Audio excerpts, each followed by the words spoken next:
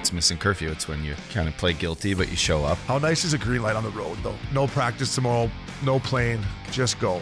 Scotty Upshall in the clear, and he scores! Right in front, scores! A few laughs, a little bit of fun, and obviously a lot of hockey talk. You're listening to Missin Curfew. What's up, lads? Up, dog, fella. How we doing, bud? We're good. Fella Friday and the last Friday of the regular season, my friend. When this comes out, thank God the regular season will It's be done. over. I mean, are you kidding me with these games the last week and a half? You know what? Willie Nylander's taking some heat for the way he's been playing. He hasn't scored 11. And he put on one of the worst shifts I've ever seen. Listen, I'll be honest. Like, when it came down to the end of the season, I would give anything to play an NHL game now. But then it's like, we're done. We're in. Let's go. We're playing the Kings the last couple of games.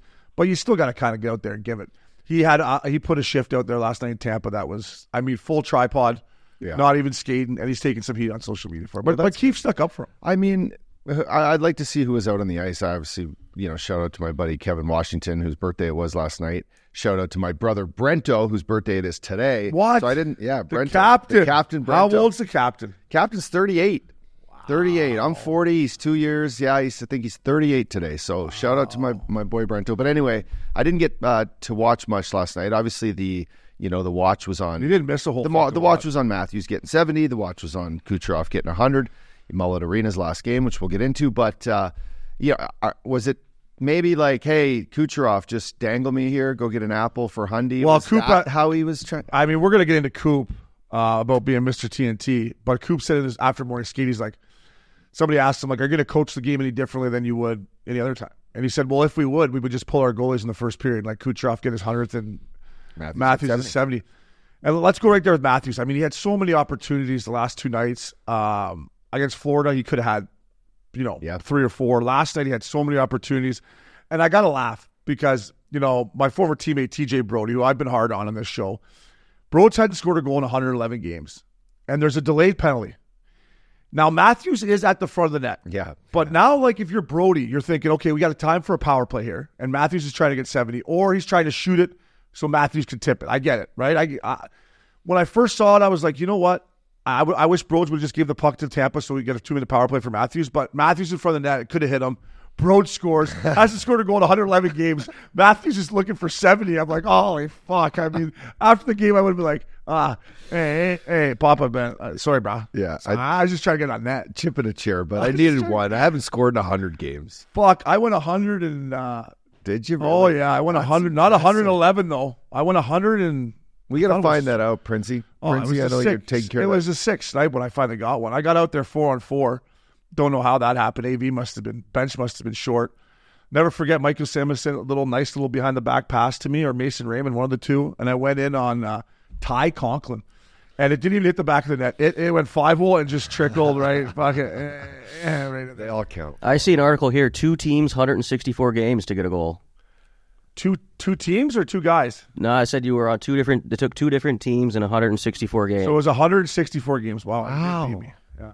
Out of 550? I played 600. Yeah. 600. 600 games. But that doesn't have my playoff snipes in there. Oh yeah, you had. I got one. You had a couple. I got one every year in playoffs. With the old.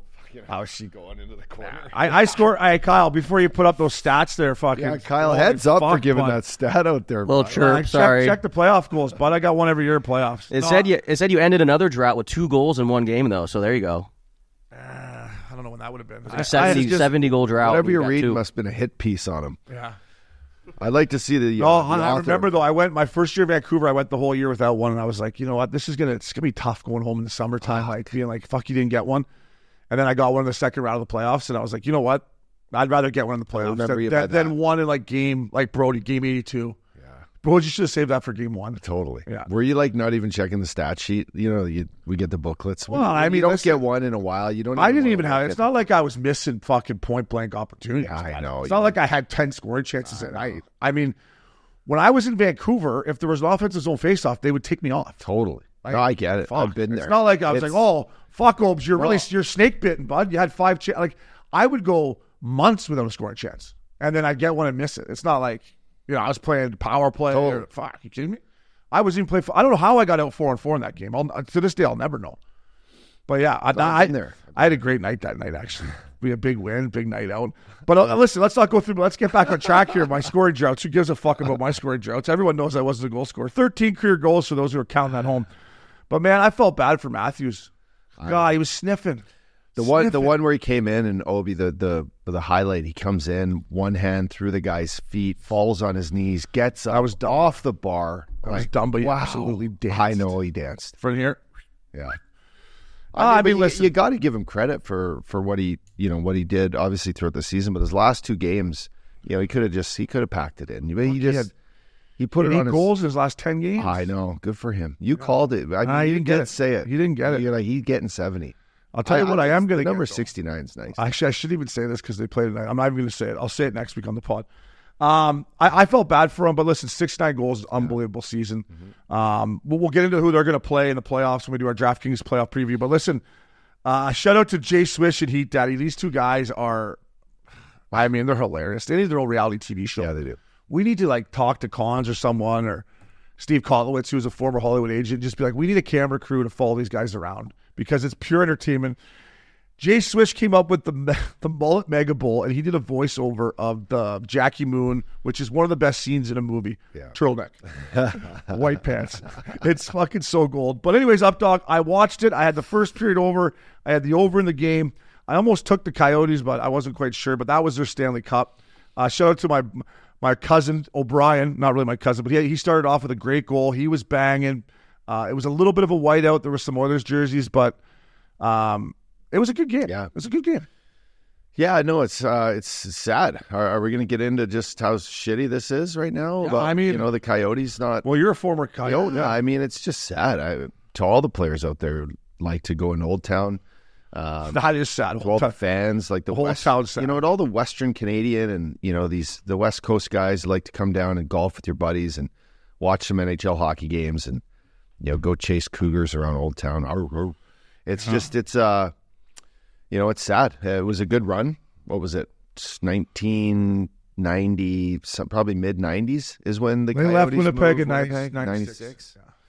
Yeah, so I look back at the JR days and Big Walt and oh yeah, coming through. You had Talk there. You had fucking Gretzky coaching when I got there. Our boy MC played for the Coyotes. Yeah. The list goes on. And the neighborhoods we all lived in were great. We had a beautiful practice rink there. Just unfortunately, shitty ownership and a fan base that were given nothing to work with. No rink, no opportunity to build something there, and and they've had great years. I mean, they went to the conference final the one year against LA when they lost. Big Pens put an end to that. Yeah, Big Pens did put an end. But it's to the fans that were there, and you touched on this. It's only 5,000 people, but the fans that got to watch that last game to support these guys throughout the whole run. It's it's a big attest to you guys, to all the alumni that are there. I don't know what the fuck you're going to do now, but stay Coyote. Go to the Suns games. No, I mean it's just a great place to raise your kids, to raise family, and it was a great place to live. I always said I might move back there, but then I found Newport Beach and you and my golf game at Big Canyon, so it's tough to live. Yeah, it's tough. Listen, I love Tyson Nash. Yeah, I'm gonna miss. I hope Nash. I'm not sure if he's ready to move to Salt Lake. I know he's got a sick pad in Scottsdale or wherever he is in Tempe. I love the way he called the game. Mm-hmm. But listen, I mean, when this started, when the problem started is when they built that stupid rink in Glendale. You just could have built the rink downtown Phoenix, right? And they could have played downtown Phoenix. Obviously, Scottsdale didn't work out, but it was sad. But at the same time, I chirp Gary Bettman a lot, but I think he tried everything. They put him into a corner where they had no choice, right? Everyone wanted the team to stay there, but it's just at the end of the day, it's business, man. You don't have a rink. I mean, these guys, NHL, these guys are losing fucking revenue, man. I know it's owners though. It's the owners trying to do deals with the city, and the city, having backlash against it. I think they went full court press with the Tempe deal, and they just couldn't get it. Whether it's taxpayer money or not finding the right piece of land, but it's just not. Like you just said, business is business, and when you can't find two parties to agree on something, and in this case, there's probably numerous parties, but you got to move on. You can't let these fucking guys play in this 5,000 square foot arena as the second team. It's not even their barn. Yeah. I know. It's not even their rink. I mean, I was watching the game last night, and I was like, this is fucking actually... I can't believe we didn't get to the game. Listen, we never got to the iconic Mullet Arena, as Jay Swish says, but listen, let me give you... I love Arizona. I love Scottsdale. I didn't want the team to leave. You played there. My boy Richardson played there. I love Tyson now. I didn't want them to leave, but at the end of the day, it's like, as a guy that played in this league and now is lucky enough to have a podcast with you and talk about it, it was a bit embarrassing that they're playing in a 5,000-seat arena. A bit. Yeah. A bit embarrassing. It's like really embarrassing. It's tough. Yeah. And for the players, like Cal, listen, I'll tell you what, and I don't know Ryan Smith, but I know that he's got deep pockets and he's hungry to bring a team in there. They got pieces, man. I think they finished 36-41 and whatever, but their young decor, their young group of forwards, they got some good pieces on the back end. Buddy, this could be land in Utah and just keep going. Yeah. Think of the bullshit they had to deal with all year. Oh, I can't even imagine. The questions and the media and the no dressing room and the teams coming into play, and there's nowhere to meet your family after a game there. Yeah. It's just a shit show. I saw the big Tuna O'Brien doing a jersey exchange with someone, and it was downstairs, and it looked like he was out in a tent somewhere. I'm like, tough. This is not it. How do you even get, you bring some chicks there, like you're a young single guy, and there's nowhere to put them. No, it's tight quarters. There's nowhere to hide. You can't throw one in section 123 and one in section, and one in section 227. You call you right out.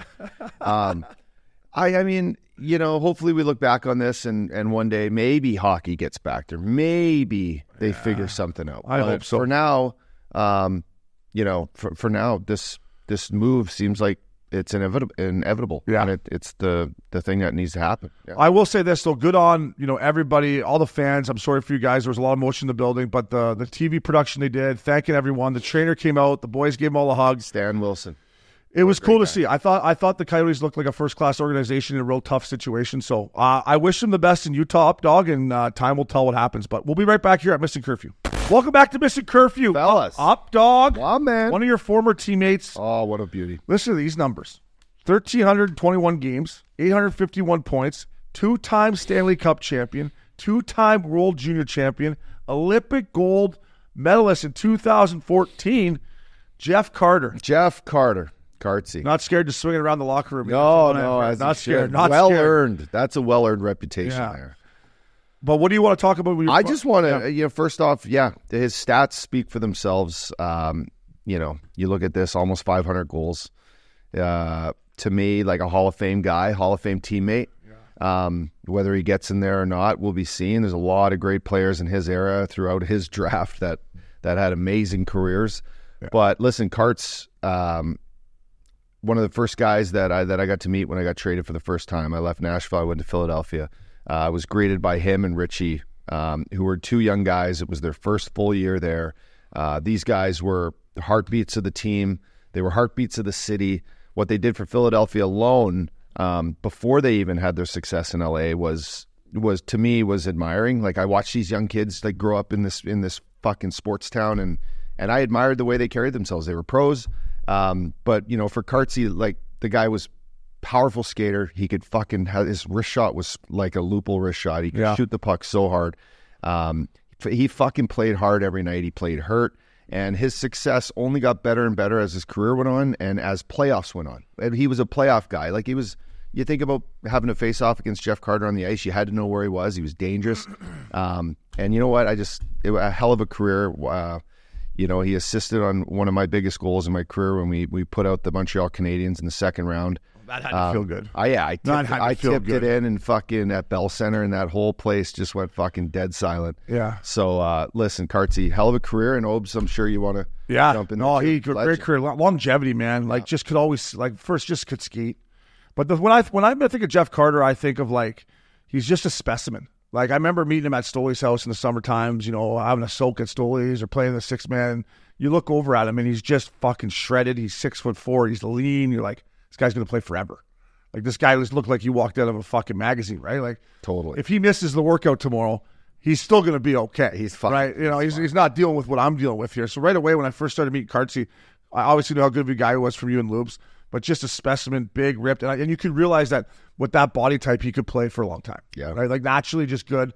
changed his game a little bit too near the end, right? Turned into a PK guy, would play the power play a little bit in that front like that, but down the fourth line.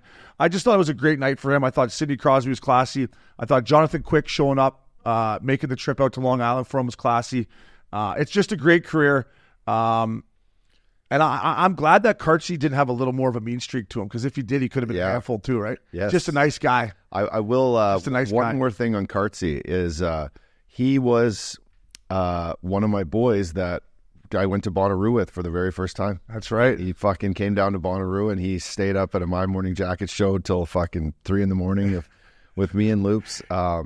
You saw the light. So he definitely did. I mean, I went back 8 more times. That was his first and only. Well, he realized if he kept going to fucking Bonnaroo with you, he wouldn't play 1,300 games. He said, I can't keep going this up, I mean, I'll be out of the league. Hell yeah, we went from Ibiza right back home, right into Bonnaroo. It was all time. Could you imagine? I mean, that's what happened when you lose out to Pittsburgh in the conference finals. You go right to Amsterdam, Ibiza, Barcelona, Bonnaroo. That's a fucking year-end bender there. How's that? I mean, could you imagine? I mean, you could probably still do it. You're just a different breed. But imagine going from Europe, flying back across. No, imagine playing to the conference finals, flying to Europe, going on a bender, flying back across to go to a Bonnaroo bender.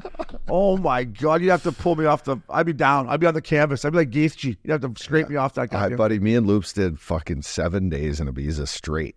And then we went to Bonnaroo. Like, Loops couldn't do 7 hours now. He couldn't do 7 hours now. Kartsy, hell of a run, buddy. Put the feet up. Enjoy yourself. It teased me up to our milk carton up, dog. I'm going to stay with the Pittsburgh Penguins. But first of all, just some advice to people out there. And especially when a guy plays 1,300 games, you never ask a pro athlete, what are you going to do next? And for this reporter, whoever this guy was, maybe he's a nice guy, maybe he's not. But for when Jeff Carter just got off the ice in Long Island and just shook all the hands of the Islanders and kissed his wife and kids and had his old teammate Quick there, for you to say you've played hockey for 30 years, what are you going to do now? Dumbest fucking question I've ever heard. Unbelievable answer by Jeff Carter. He goes, I don't know. And then it clicks in, I'm going to be a dad. And he goes into an unbelievable answer about how much, wives and kids sacrifice being away from the team and this and that. I'm going to be first and foremost a dad. But I'm putting that pigeon reporter on the milk carton, because do not ask a guy who just played his last game after 1,300 games, what are you going to do next? Yeah. It's the biggest pet peeve of mine. Guy just played in the NHL for that long. What have you done, bud? What are you going to do besides write some shitty article? You know what I mean? When I heard it up on social media, fired me up. So I'm throwing that guy in the milk cart. Yeah, no, it's his job to highlight the moment. What are you going to do next? What are you going to do now? Yeah, I hear you. But it's a reporter's job is to showcase and shed light on great moments, and on a great moment like that, or at the end of the game, I don't know. Kartsy should have said, I got $50 million in the bank. I don't know. I'm going to go home, have sex with my wife, and put my feet up. What are you going to do? What are you going to do, bud? I got $50 million in the bank. What are you going to do? I don't know. And maybe it's a touchy subject for me, because I went through it when I retired and coming into the golf course or going here and, you just retired. What are you going to do now?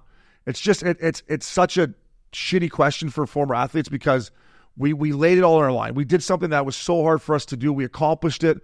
And Jeff Carter this resume is next level. And for a reporter to ask him right away, and I'm sure maybe I'm taking it out of context up, and maybe I'm getting, too emotional about it, but just the way he said it, what are you going to do now? I'm like, oh, that question just drives me bonkers. Yeah. Guy just finished his NHL career. Now maybe say, wait, Jeff, when you look back, what are you going to take most out of your career? Do you want to stay? You think are you going to stay in the game or what excites you now that you're done? No, what are you going to do now? He's got nothing to do. Yeah. Count his money. That's what he's going to do. Fucking rattles me. Hey, milk carton, you fucking reporter. Yeah. You're on it. Don't ask an NHL guy who just finished his last game, what's he going to do? What are you going to do now? I don't know. Get drunk on the plane. Just pissed me off up, dog. Anyways, staying with the milk carton. I'm hard on the city of Pittsburgh today. Unfortunately, the Pittsburgh Penguins, I got to put you on the milk carton. Listen, boys, hell of a run. I sat here with the up dog 2 months ago, and I said that if you ask Sidney Crosby deep down, that I believe they still thinks they have a chance. And you responded with, yeah, but he's a realist. At that time, they were dead in the water. They fought back. They almost got in. But for me, Uppy, the reason I'm putting on the milk carton is when you waste another year of Sidney Crosby at 36 years old, the way he played, still voted the best 200-foot player in the NHL. For him not to be in the Stanley Cup playoffs, it sucks. It sucks. So for that, Pittsburgh, good try, boys. Enjoy your year-end bender. But I got to put you on the milk carton, because the Stanley Cup players without Sidney Crosby, it's just not the same. I can't help but to think, Dubas comes in, and he's got Spezza with him. Dubas, yeah, I forgot. Yeah, right. So they put this, they put this team together, management team, to do all crunch the numbers, play some money ball, and then you have this season with Carlson and Letang's not probably his best, but you still have Malkin, you still have Gensel, you have Crosby. How do you not fix it mid-season? How do you not tweak things to get in the playoffs? Do they just is it Sullivan? Is it you're firing these guys in the milk carton, and I go back thinking there had to have been an answer or something to push to get them in the playoffs when you have a guy play that well. So it's not so much the team as it is Dubas. It is maybe ownership on, is Sullivan the guy? If he's not, maybe make the move and just figure it out. As much as I like to bag on Kyle Dubas, I know where you're going. I will give him credit for bringing Michael Bunting in at the deadline. Yeah, right. Well, they got him for a term. Yeah, they had to take him. I think. Right. Carolina's like, we'll take Gunsel, but you have to take Bunting. And Bunting came in and played great and gave them a spark. As much as I ripped Puljujarvi too, he was on their fourth line, scored a couple goals for him. Crosby, Malkin started getting going. Carlson started. I mean, it's just that month and a half during the middle of the season where after the All-Star break, where they just kind of shit their bed. Yeah. But it's just too bad because Sid was unbelievable. And if they would have got in, and that's when you look at a veteran team like that, Ups. If you're Kyle Dubas and you take that job, you're like, we just got to get in. Because if we do get in, you never know. But on to brighter and better things, Up Dogs. Get this guy a Labatt Blue. Presented by Labatt Blue Light, fellas, the pristine Pilsner. Enjoy your beers together so you can live life to the power of we. Always enjoy responsibly. Beer Labatt USA in Buffalo, New York. Ooh, tasty. That's tasty. Fella, listen, this kid, they're on their year-end bender right now in Montreal. Get this guy a Labatt Blue. Yuri Slafkovsky, 20th goal. Got his 20th goal in the last game of the season.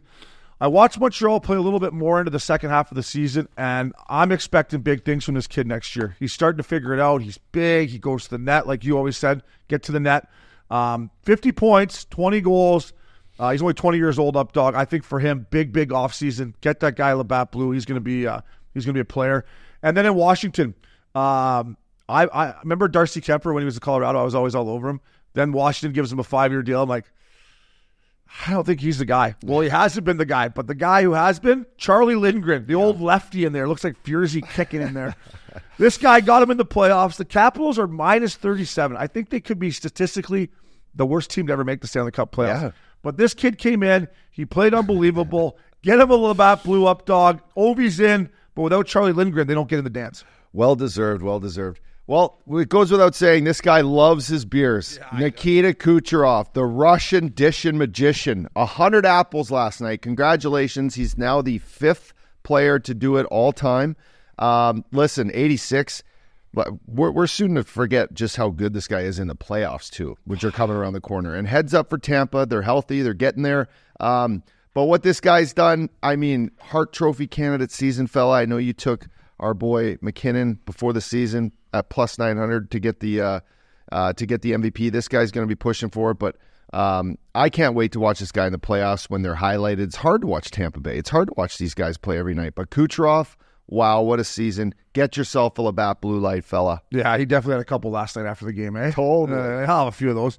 Shout out to our boy Rick talking to the Vancouver Canucks. Get those boys a Labatt Blue. Listen, I picked Vancouver at the start of the year, I believe, to be a wild card team, wild card 2. I did not think they'd go in there and win the Pacific Division. I went in there. I was lucky enough to win 2 divisions both my years. It was the old Northwest Division back then. Opposite fucking tough division, bud. Calgary, tough division. Mini, Denver, fuck. Dallas. Was Dallas in there? No, they weren't in there. Fuck. I just can't remember how many times I had to play the Edmonton Oilers in Edmonton and Calgary. I'm like, holy fuck. Tough game. Just uncle. Fucking dark. Real early, too. Driving to the old Rexall place, and it's fucking 8 o'clock start. It's dark. I'm cold. Remember the old Fairmont in Edmonton? The water wouldn't get warm. It wouldn't get warm. 100%. Fucking in one. But anyways, Vancouver Canucks.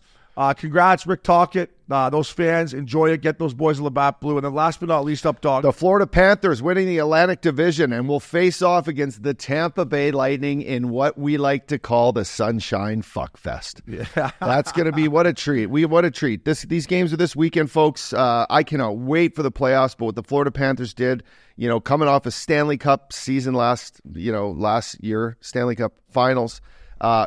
Good luck, folks. You get the Tampa Bay Lightning in the first round. Yeah.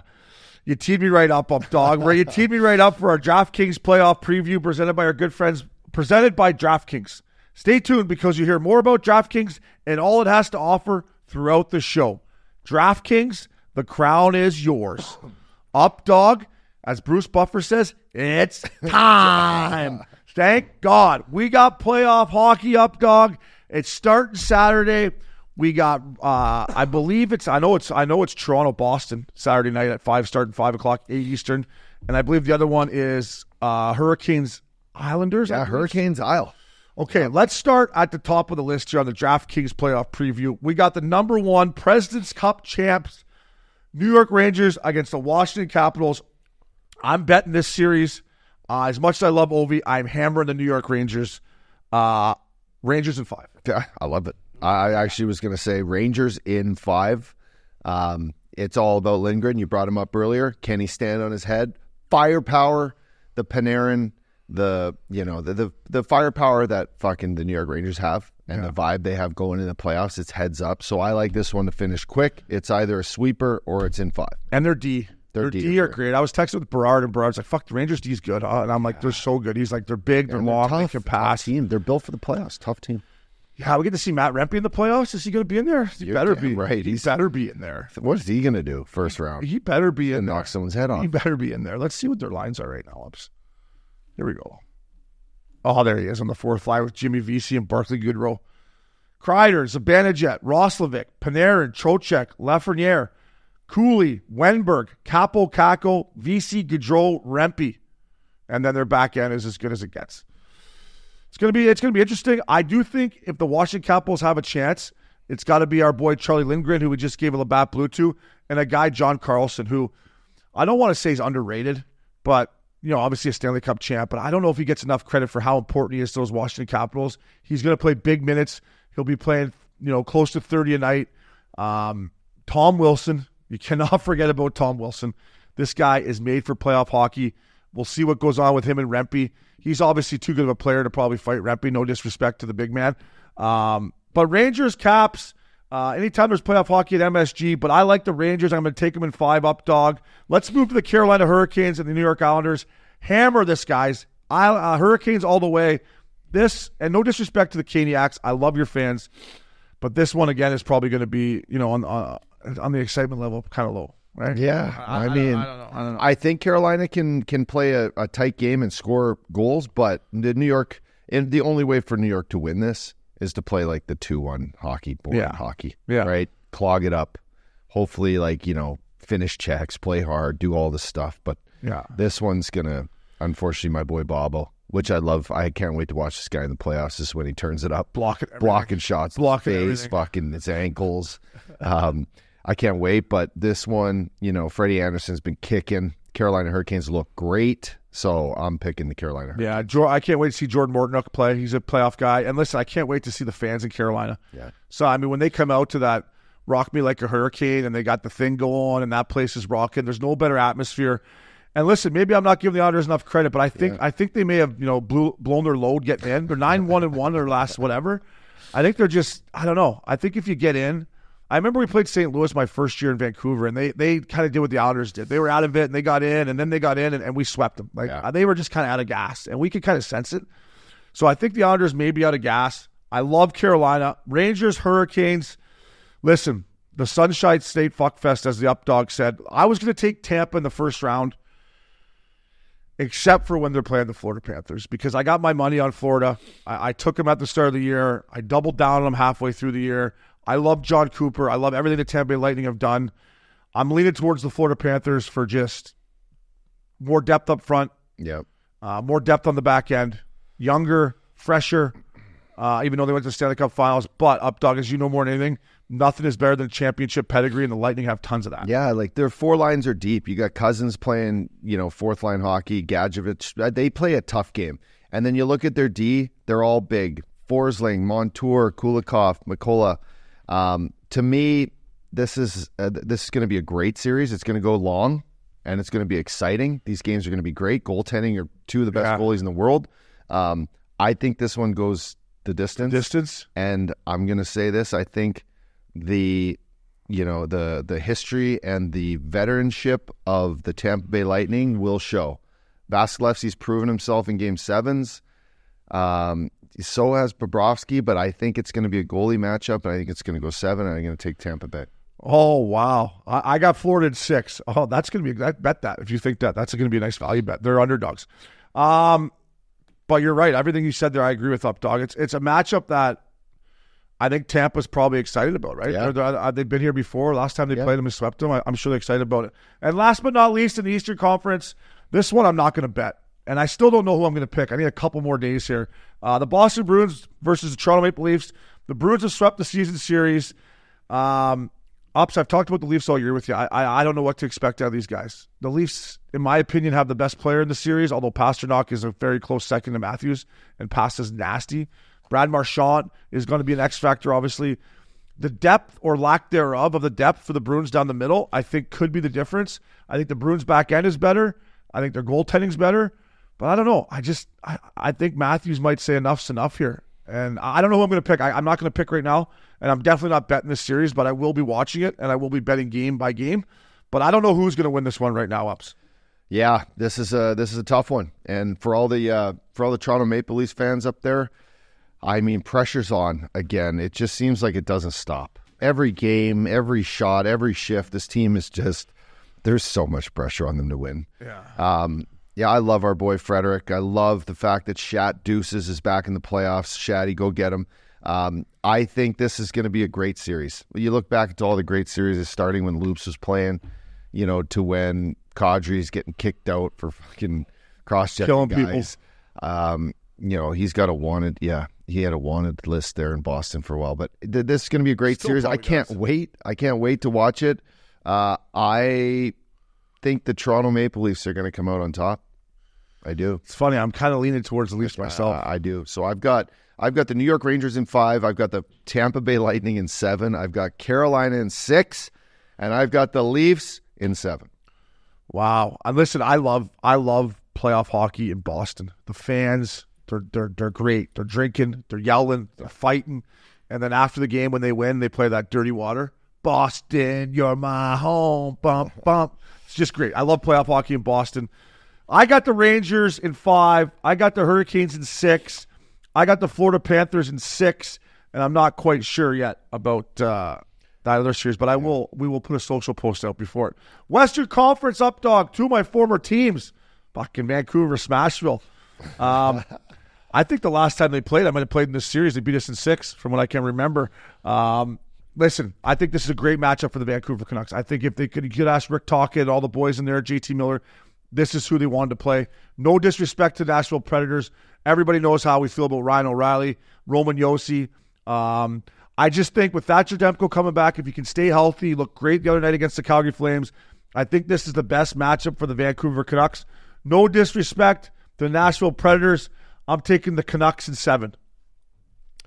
Yeah, we're all Canucks, as they say. We are all Canucks. I cannot wait to go to Vancouver with you. Yeah, that's why we need them to win too. Catch these fucking fans getting a little taste of Shane O'Brien back in their town. I can't wait to go up there, whether it's this round or next. That's to be seen. And our friends at Kits up there, we can't wait to go up there wearing some sick shades. But listen, I can't wait. This is going to be a great series. 2 great teams. I'm taking the Canucks too, brother. How many games? This one's going to go 6, fella. 6. All right, that's what they beat us in. So the 2 great cities. I mean, this playoff hockey in Smashville is unbelievable too, by the way. I mean, that Broadway Street gets pumping. Those fans are great. And then we got the Winnipeg Jets versus the Colorado Avalanche. The Jets have swept the season series. Ooh. Listen, I'll start off. I'm worried about my Avs, man. I'm worried. But at the end of the day, I'm thinking Ups. When that puck drops for game 1 in Winnipeg, I'm thinking McKinnon, Rantanen, Makar. They're all just going to be like, all right, the time is now. I'm concerned. But I'm taking the Colorado Avalanche because I've taken them from the start of the season. I need them to do some damage for me. It's not going to be easy. Goaltending favors Winnipeg, as we all know. Georgiev hasn't been great. But McKinnon, Makar, Rantanen, I love that top-end championship pedigree. It's going 7. Avs in 7, Updog. I would love to see the line on this right now, fella, and I'm going to. I'm pulling it up on our DK Sportsbook as we speak. But I'm worried too. I'm worried too. The Winnipeg Jets lately have looked really, really good to me. So the whiteout, fucking going up there, tough building to play in. Can Colorado use that, that Stanley Cup they had 2 years ago and just that feeling that they still have? Can they use that to their advantage? Maybe. But I'm taking the Jets here. I'm taking the Jets in 7. You always bet against the Avs. You did it to me last year. Fuck. Yeah, I don't want that. I'll bet you something on that. We'll talk after the show. But listen, Ross Colton, Miles Wood, going to be huge for the Colorado Avalanche. They got to chip in offensively, which Ross Colton will. Miles Wood, I love his game, but they got to help out the big boys. And Zach Parise, listen, fella, I know you're 40 and the legs are probably a little tight, but this is why they brought you in. He needs to make some kind of an impact as well. And Georgiev's got to be a lot fucking better than he's been down the stretch up, dog. But I would say, right now, like I said, I'm concerned. So the last 2 series, we don't know. This is what I think is going to happen, though. I think it's going to be LA, Dallas, and Edmonton, Vegas. I think that's what's going to happen. I think Vegas wins tonight to make it Edmonton, Vegas up, dog. What do you think? I think it's going to be... How healthy Vegas is, eh? Yeah, it's going to be a great series. I mean, if you don't watch this, you fucking don't. You shouldn't be watching anything. Yeah. If you don't watch this fucking series, I mean, turn your dicks in. It's just like, I think if you're the Oilers, it's like, all right, if we got to knock off the champs, let's do it in the first round. Yeah. I think for Vegas, they're like, if they're healthy, if they get Hill in there, Pietrangelo is going to be back, Carrier is going to be back, Stone's going to be back. But I want Edmonton to win so bad. Yeah. But I love going to Vegas with you. Yeah. Well, we don't have to pick that one right now. We don't have to pick either. Let's pick it. Come on, let's pick it. I mean, the Vegas Golden Knights are going to kick the shit out of fucking Anaheim tonight. Well, yeah. I just need to see who's, starting in Vegas' lineup before the series starts. I need to see who's in and who's out. That's another reason I don't want to pick it. But if you want to put a gun to my head, they're all starting. I'll take Vegas in 6. I got to take Edmonton. Yeah, I'll take him in 7. And then Dallas. I think Dallas beats LA. Dallas is going to beat LA. Yeah. Dallas is a great team. So listen, whoever's coming out of the West, good luck, because it's going to be a fucking battle the whole way through. The West is just wars to me. I look at these teams, it's going to be a war. Yeah. Can't wait to watch it. Speaking of a guy who used to play the right way and used to get him some wars, we got Nick Kypreos coming up to talk some Leafs before the Stanley Cup playoffs, fellas. Welcome back to Missin Curfew. Up dog, a legend on and off the ice. 500 games in the NHL, Stanley Cup champion. You can hear him daily and weekly on The Real Kyper and Bourne, a guy that I used to love to watch play the game for the Toronto Maple Leafs. Nick Kypreos. Kyper, looking sharp, hair's on point. You're a National Leaguer, fella. You're a National Leaguer. I'm getting ready for the playoffs, man. I've had it up to here with the regular season, boys. Yeah, hey, you teed me right up, Kyper. It was the first question I want to ask you. I know you watch a lot of hockey, like myself and the Up Dog. We're ready for playoff hockey, aren't we? Even watching Pittsburgh-Toronto last night, that's typically a great regular season game, and I was flipping back to the basketball and other stuff. I'm over it, Kyper. Yeah. Well, it's busy here in Toronto. We had the season opener. The Jays, not off to a great start with a long road trip, but they beat Seattle. So tons of stuff going on, but we all have April 20th circled. That's the start of the Stanley Cup playoffs, and now we're watching a turtle race in the Eastern Conference amongst the mix of the Islanders, the Capitals. Of course, you mentioned Pittsburgh coming into Toronto last night, squeaking out a point. We'll see where this thing plays out, but it's not exactly like someone's grabbing this thing by the throat either. The Washington Capitals limping in, trying to cross that finish line as well. So we'll see where we are in another week, 10 days, and then drop the puck for real. Get rid of the pretenders. Let's focus on the 16 contenders. Yeah, it's funny you say that. It's almost like some of the players are sick of the regular season too, eh? Some of the efforts they're putting in, they're like, holy fuck, are we getting in or not? I'm like, boys. With the exception, Obi, of Sid. So trying to carry the pens on his shoulders last night. I don't know if there's going to be enough. Malkin's not what Malkin used to be. Carlson's still a little bit of a liability out there, but he was quieter in the last couple of weeks. So yeah, it's crazy. And Kyper, you're right. Malkin's been a lot better. I want to ask you about Kyle Dubas. They didn't show him much, but they showed him at the end there when McCabe scored that OT winner. Now that Pittsburgh's played better, Kipper, maybe it's not as much of a topic, but what do you think Sidney Crosby, if you're Kyle Dubas, did you sign up for this to be like, wow, am I really the guy that may have to make this decision on Sidney Crosby? Or do you think Sid finishes his career as a Pittsburgh Penguin 100%? I got to think, guys, for the most part, a lot of this was already drawn out in a boardroom when Kyle got there. If you didn't play out this scenario, if you didn't play out the potential scenarios of making the playoffs or not making the playoffs and where you move forward after that, then you were an idiot because the writing was on the wall. These guys are going into their late 30s here. And what do you do with them? Malkin just signed a 3-year deal. He's in year 1. What does that mean next year moving forward? Are you married to these guys even next year? If you are, that's why I want a 7-year deal. That's why I want $35, $40 million on a deal. If I'm going to weather 3 bad years, I need 4 to recoup. So I got to think all of this has already been drawn out. There is a little bit of a, was it drawn out for Sid? Did Sid buy into this plan one way or the other? Was it a foregone conclusion at the end of this season? Sid was going to sign a new 3-year deal, whether he made the playoffs or not make the playoffs.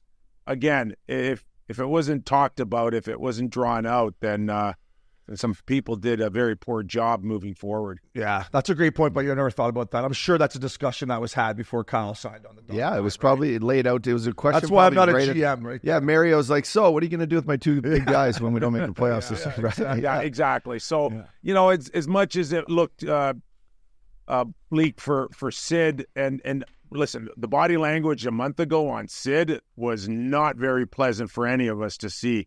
And the thought of him missing the playoffs again, but they've come back to life. If they're that close and miss out, do people feel different about the Pengs? Do they feel different about Kyle Dubas' season? So much still on the line here in the next 10 days.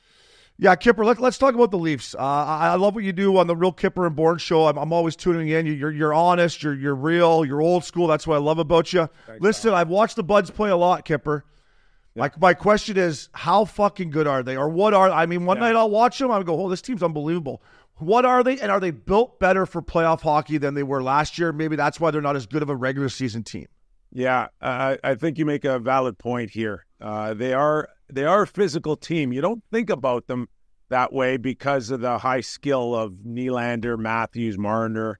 Tavares is slowed down quite a bit here, but still that high-octane offense suggests it's skill. But I think in the last 20, 30 games, we've seen a bit of a transformation into a more of a meat and potatoes kind of game. Max Domi's been so much better. Bertuzzi's been more engaged. Ryan Reaves has come back out of the dead here as a healthy scratch or either hurt to a guy that can push a forecheck. They've had great contributions from guys that started out in the minors last year in Holmberg and McMann. Defense is still questionable whether or not they've got the mobility to go deep in the playoffs, or again, they're going to hope that this is a North-South series and the East and West doesn't come back into play too much because the lateral movement is limited on that blue line outside of Morgan Riley. TJ Brody still struggled a little bit, but slowly getting better. So it's going to be a different look for the Leafs in the playoffs. They will not get run out of a series. That may have happened, guys, in the second round last year with the Florida Panthers, but that won't be the case this year. So what are the X factors? It'll be, can Matthews outplay Barkov? Can Willie Nylander outscore Tkachuk,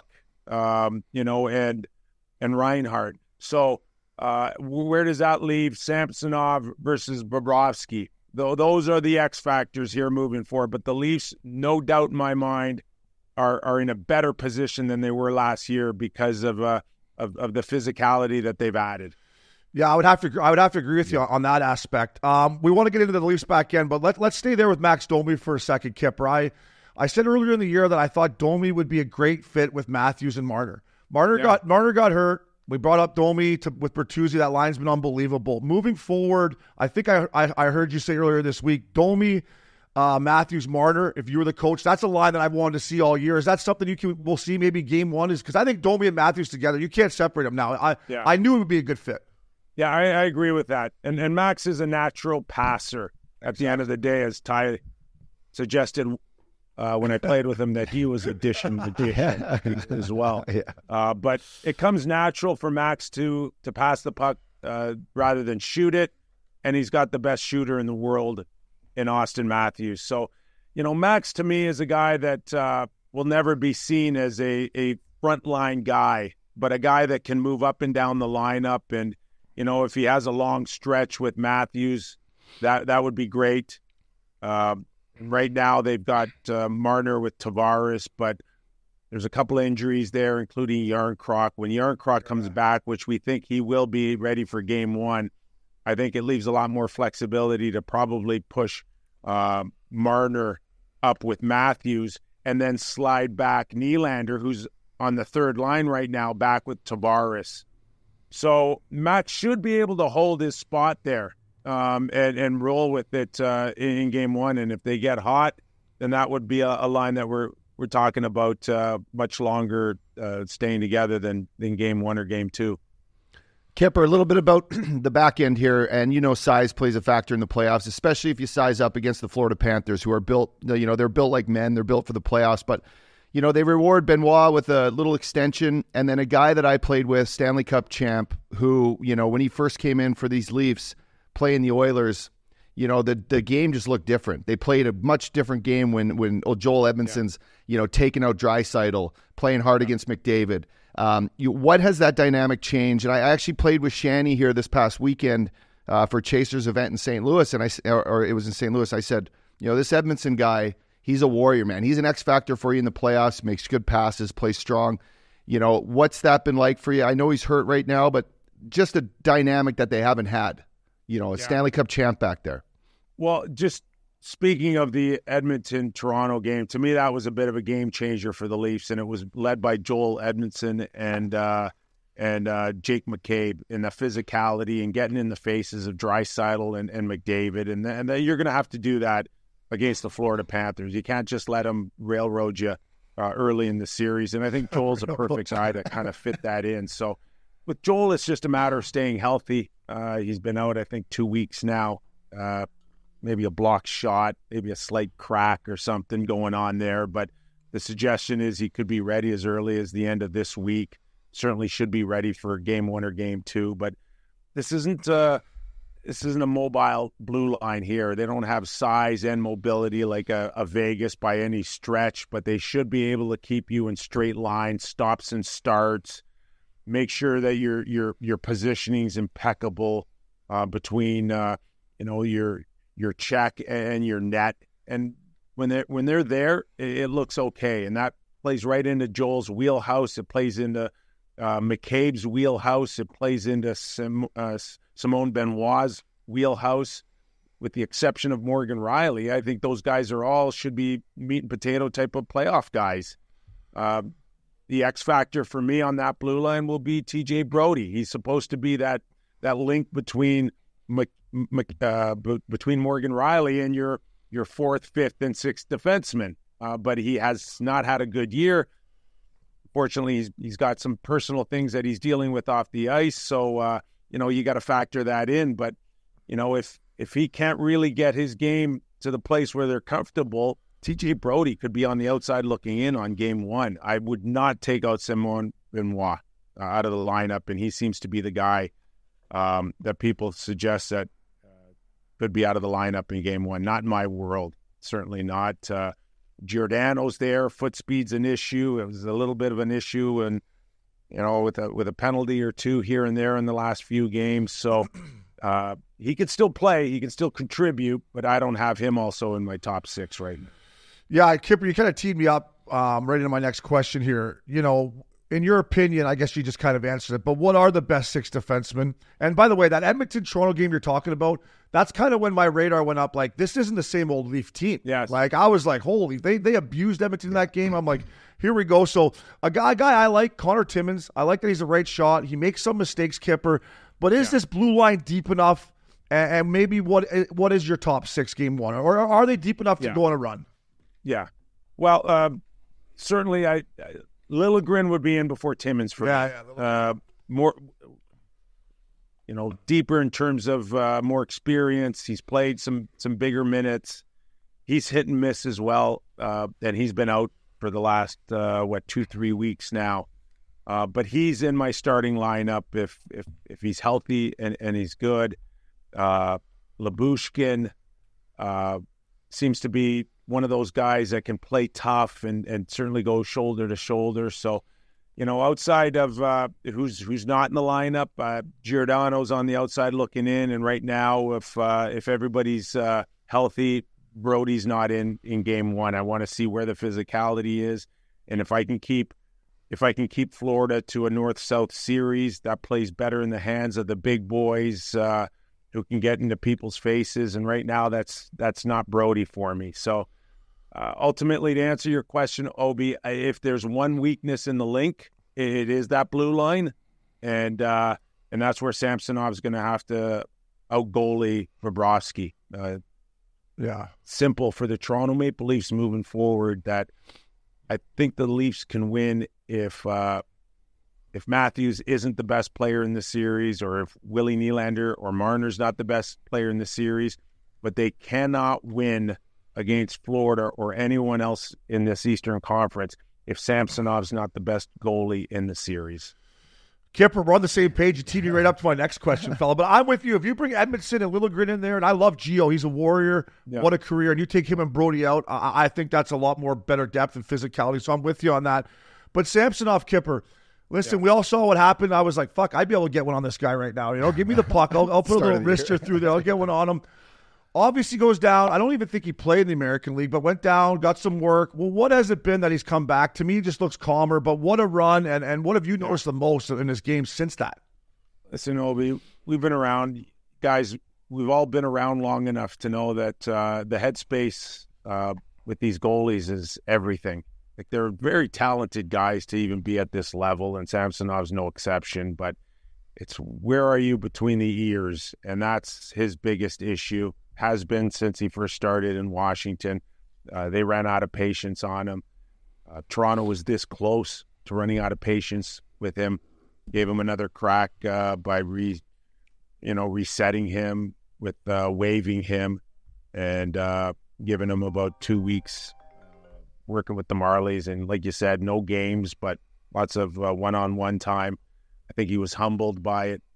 To be able to come back and be that goalie again, full credit to him. But there's a trust factor here for a few people, and I'll be the first one to say that I appreciate everything you've done up until this point, but when the pressure's on, that's when we find out how good goalies are. And there's ones that thrive, and there's ones that absolutely can drown in the most critical moments, and he still has yet to prove that he can do that. I liked him, of course. He was very solid in the first round last year against Tampa, which should make him feel very comfortable to be Game 1 starter. But he had that collision in round 2. Never really was diagnosed with a separated shoulder or a definitive concussion, but just overall soreness that he couldn't get back in the nets.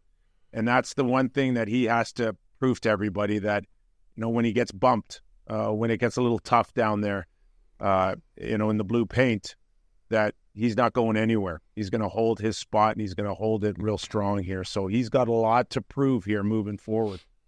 Yeah, toughest job in the league in the toughest city in the league. Yeah, that's right? A pressure cooker. Yeah, that's a pressure cooker, right? Kyper, a guy I played with, Ryan Reaves, who you brought him up earlier. As a fourth line guy, energy guy, it's always tough to keep your confidence high, right? The coaches are all over you. You know, you gotta continue shifts. You got to draw some penalties. What have you seen? You're around the team a lot. What have you seen with Revo and how the team buzzes off of his confidence, and then fighting Jeannot and I think getting the better part of Jeannot there, and Rempe, and what does it mean to the Toronto Maple Leafs when a guy like Revo can be in the lineup, be confident, and kind of get that buzz in that arena going? Well, a lot. It means a lot, especially for a team or an organization that didn't have it the last few years, and that's why Treliving went out and got him and gave him an extra year when nobody else would, because the Leafs needed it that badly. And Treliving doesn't look bad at all. I know it was a rough start for him. I wonder about his conditioning, guys, because he's a much better skater right now today than he ever was in the first 40 games of the season, and getting in on a forecheck and making plays and fighting when it's needed. Like, he went through a stretch where he fought, I think, the first 2 games, and then he didn't fight for another 6-8 weeks.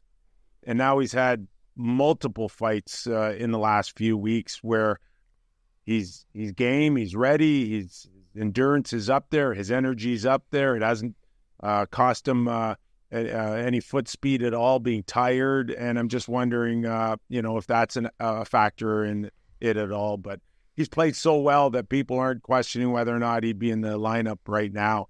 6 or 8 minutes on a hard forecheck where he's getting in constantly. They're cycling the fourth line. Connor Dewar was a trade deadline pickup, and he's got very good energy at all. Who they ultimately have at center to start a series is more of a question than whether Reaves will be in or out. Yeah, that's a good point by his foot speed. His foot speed has gotten better now that you say that. He is getting in there a lot quicker. Yeah, he was kind of moving like me there in the first half of the year. Not very good. Not very good. Kipper, you talk about playoff guys, right? You need playoff guys to win Stanley Cups. There's 2 guys on this team right now to me that look like if they could elevate their game and maybe give their balls a little bit of a tug here come game 1. It's Bobby McMann and Matty Knies. And Matty Knies is getting out of his comfort zone lately by fighting and getting in. Yeah. Are these 2 guys that could be playoff guys that maybe play with more edge and be more physical and get to the net? Because they got the size to do it, Kipper. Yeah, they do. They do. And, it's funny because there's so much talk and build up for him coming out of Minnesota last year, guys, and how he was an untouchable. And even last trade deadline, don't trade him. He's going to be great. He's going to be this star. And he comes in right away, contributes against Tampa Bay, but gets hurt, right? So now here he is in his first full season in the National Hockey League. And there are times this year where people are like, he's not that good, or he should have more points. He's playing with Matthews and Marner, and, he's not as good as I thought he would be. And I'm like, time out here, time out. The kid is out of college. Yeah. He's in his first rookie year. You stick him on the big line, and what, you think he's going to pop in 60, 70 points because he's running shotgun with Matthews? That's not the way this league works. He's still going through growth. He's still learning. He's still being very much a rookie here, and scored his 15th goal against Pittsburgh. And now you're like any other rookie that would be on a team on a third or fourth line scenario where you'd be sitting there going, he's having an unbelievable rookie year. And wait till this guy in a few years, could he turn himself into a Chris Kreider one day, scoring 50 goals with the Leafs? Yeah, maybe, but it's not going to happen his rookie year. But I give him full credit because, like you said, he's big, he's strong, he leads the team in hits, first of all. So think about that for something else as well as a 21-year-old rookie. So I think he can be an X factor for the Leafs. You mentioned Holmberg, McMann. These are all guys very much moving in the right direction with their growth and their trajectory. But the other thing too will be, and you guys will know this, is that how much is too much to ask of these guys? McMann never played in a playoff game. Yeah, that's true. Holmberg never played in a playoff game. Knies barely out of college. Like, how much is too much to put on these guys' shoulder? Oh, by the way, we haven't won a Stanley Cup in Toronto since 1967, but we expect you guys to be great now moving forward. So, I'm very conscientious of the fact that these guys have done extremely well, but don't bend them so much that they break here with the pressure, especially an original 6 team like this that's absolutely starving for a champion. Yeah. Kipper, just on that, who in that room is a guy that would take on that role of like telling these kids that, like within the group? Yeah. Like, is it Tavares? Is it Marner? Like, I know, could call it what it is. They haven't had the success in the playoffs, but usually, a coach, it's not his job to grab these kids. It's like, hey guys, now we're in the playoffs. Like, just trust it. You guys had a great season. Now enjoy this because this is the best time of year. Is there a guy in the room that takes that? Well, right now, I think when I think about Stanley Cups, there's Joel Edmondson, fresh off of his one in St. Louis. So I'm like, I hope he's seasoned enough to do it. Tavares has the C. There's no question about it, but he's not a guy that I see as that type of personality. And where's Mitch Marner and Austin Matthews now that they're in their 6th and 7th year with the club, and they should be a little bit more battle tested in the playoffs. They've had failures. They've had little success with their win against Tampa last year. They don't necessarily present a guy like that right now to really, pull somebody aside. And maybe Matthews, maybe we're going to discover something with Matthews because I really like his game. Yeah. I like his team game better than I've liked him since his career started. And that's saying a lot for a guy knocking on the door of 70 goals because usually those guys are cookie monsters and all they care about is shooting the puck. But if you look at the goals that he scored the last little while, they aren't selfish goals. They're not him trying to put on a show by himself. They're all within the parameters of the team and getting better and feeling like we're working towards something much bigger than me just scoring 70 goals. We got to get ready for the first round. So maybe it's the year that Matthews or Marner step up here. Gio's a guy I think that hopefully he can still have a major influence. He's got a tremendous voice in that dressing room. So maybe there's a few guys, but outside of that, they're just going to have to wing it, man, moving forward here. You hope one of the big boys eventually can present himself as that leader you're talking about. You're so bang on with Matthews, though. His 200-foot game right now is so good, Kyper. Down low. The way he can take pucks away, he's got one of the best sticks in the NHL. I mean, I love his game, and he competes every night, so I'm with you on that one. Last one for the Leafs for me, and it's Sheldon Keefe. I don't know him personally. I think he is a good coach. I think he's been a good coach with his time in Toronto.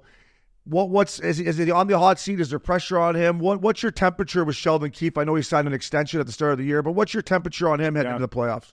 Well, first of all, correct me if I'm wrong, but didn't Lindy Ruff just sign? Yeah. No longer the coach of the New Jersey Devils, but my sense is they got to get out of the first round. Yeah. And I'll throw Brendan Shanahan in there, and I don't know where the board of governors or the directors would feel about Brad Treliving if he lost in the first round. Maybe it's a different feel, but these guys have been around. They've had ample opportunities.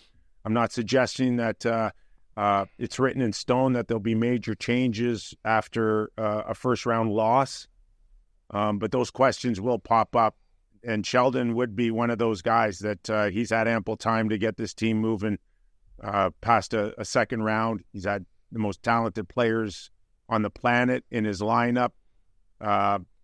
There's definitely a spotlight on him moving forward, so you hope the experiences that he's had in the past can, again, help him coach in those critical moments. We spoke moments earlier about Samsonov needing to rise at the occasion when it's needed most. I'll put Sheldon in that equation as well. He's got to make the right decisions. He's got to line changes. Who's in the lineup, who's not out of the lineup.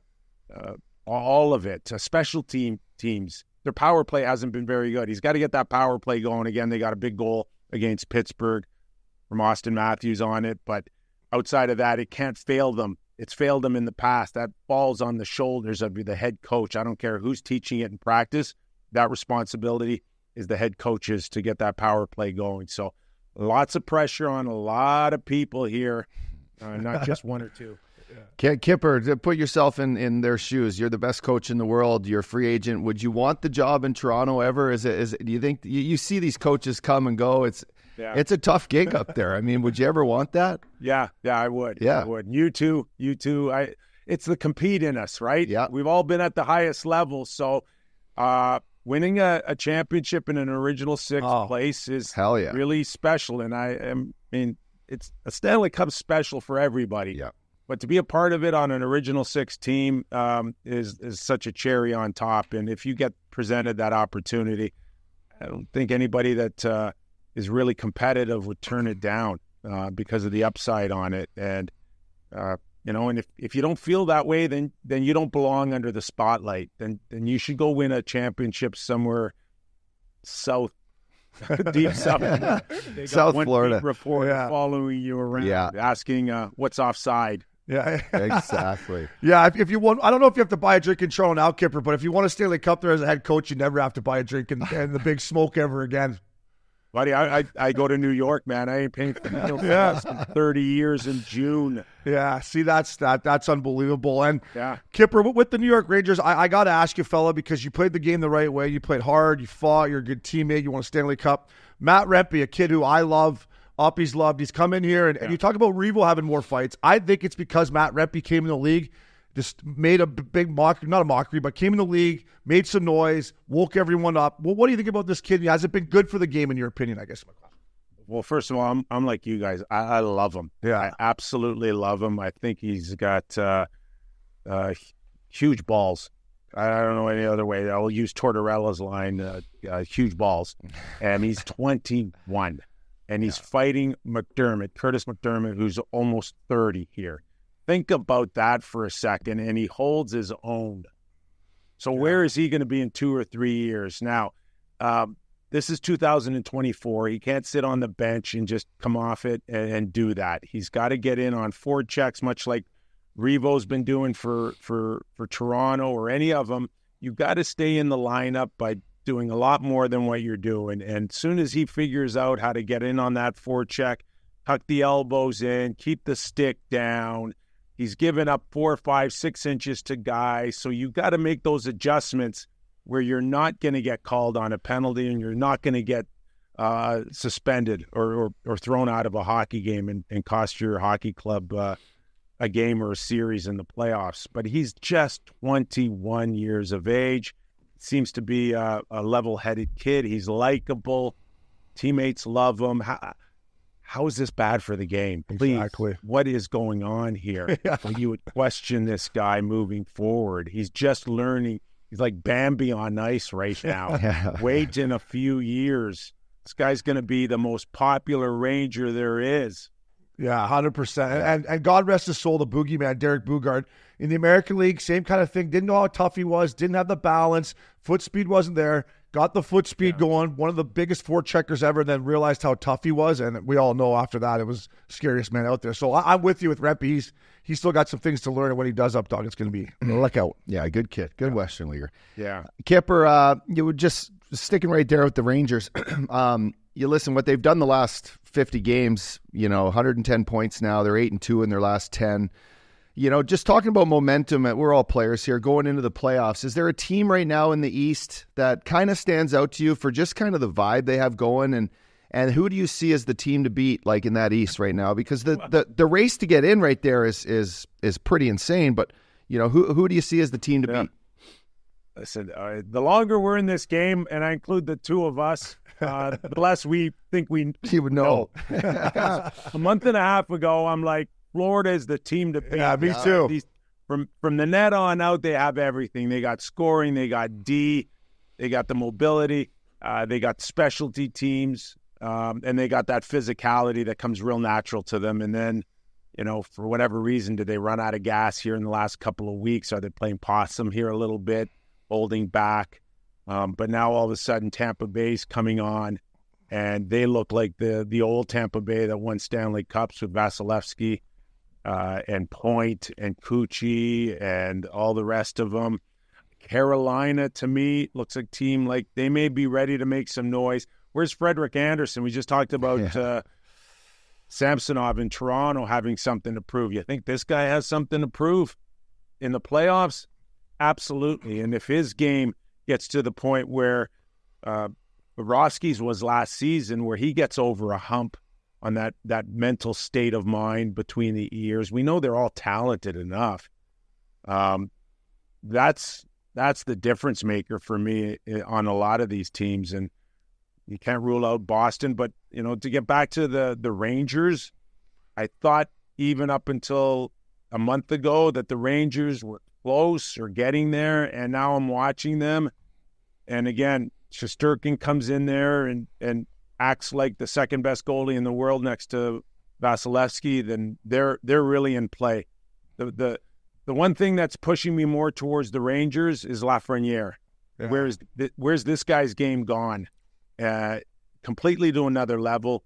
Him and Panarin look real, and if Panarin is a difference maker and he doesn't disappear, then the Rangers are very much for real. Yeah, I mean, everyone talks about how hard the West is going to be. I mean, the East is no picnic either, Kyper. And like you said, buddy, we're a couple weeks away. Listen, I always love catching up with you. You're great for the game. Enjoy the playoffs, my man. Keep looking sharp, and I appreciate you taking the time, Kyper. We really appreciate it, Missin Curfew. Love you guys as well. Keep up the great work, and we'll get you on the Real Kyper and Bourne show as well soon, okay? Would love to, boss. Awesome, Thank pal. you, Kyper.